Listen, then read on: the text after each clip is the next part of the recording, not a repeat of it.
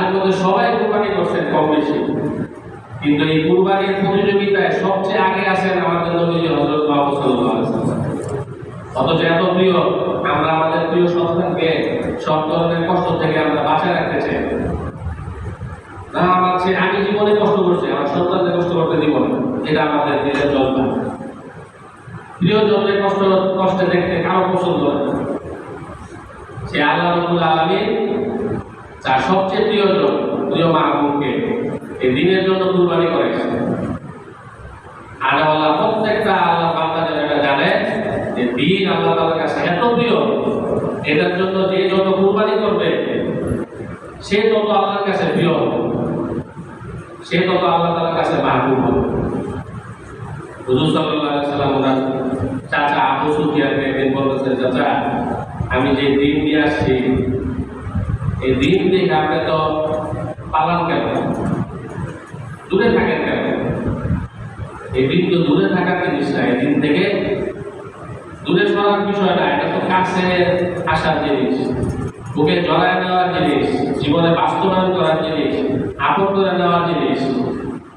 যেহেতু তুমি কাওয়ামাতির দুনিয়া ওয়ালা আখিরা, চাচা যে দিন নিয়ে আসছি জানেন এটা হলো দুনিয়া এবং আখিরাতে উভয় জাহানে আপনাকে সম্মানিত করে দেবে।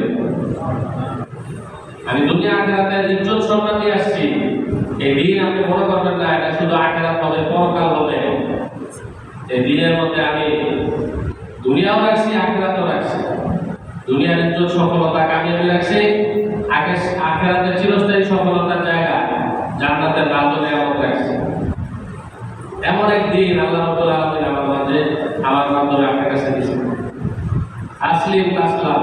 ইসলাম গ্রহণ করেন, আপনি সালামতি পেয়ে যাবেন, নিরাপত্তা পেয়ে যাবেন। দুনিয়াতেও নিরাপত্তার জীবন, আখিরাতেও নিরাপত্তার জীবন। তো যারা মানছে তারা কামিয়াব হয়েছে। সেই বেলাল রাদিয়াল্লাহু তাআলা মানছেন, একজন গোলাম দাস হওয়া সত্ত্বেও কামিয়াব হয়ে গেছে। নবীজি সকালে স্বপ্নের বর্ণনা দিচ্ছেন সাহাবীদের। আমি রাতে স্বপ্নে জান্নাতে বিচরণ করতেছিলাম, হাঁটতেছিলাম, দেখি আমার সামনে পায়ের শব্দ। জান্নাতে আমার আগে আগে কে যেন হাঁটতেছে। আমি পায়ের শব্দ দেখে বুঝতে পেরেছি যেটা বেলালের পায়ের শব্দ। একজন কৃতদাস, সমাজের সবচেয়ে নিম্ন শ্রেণী, যার শিক্ষাগত যোগ্যতা নাই, সমাজে কোনো সম্মান নাই, জনবল নাই, অস্ত্রের শক্তি নাই, টাকার জোর নাই, কিচ্ছু নাই। কিন্তু ওই যে বলছে আল্লাহ তাআলা, আল্লাহ রাসূল বলছে যে আমি দুনিয়া আখিরাতের ইজ্জত নিয়ে আসছি আপনার কাছে।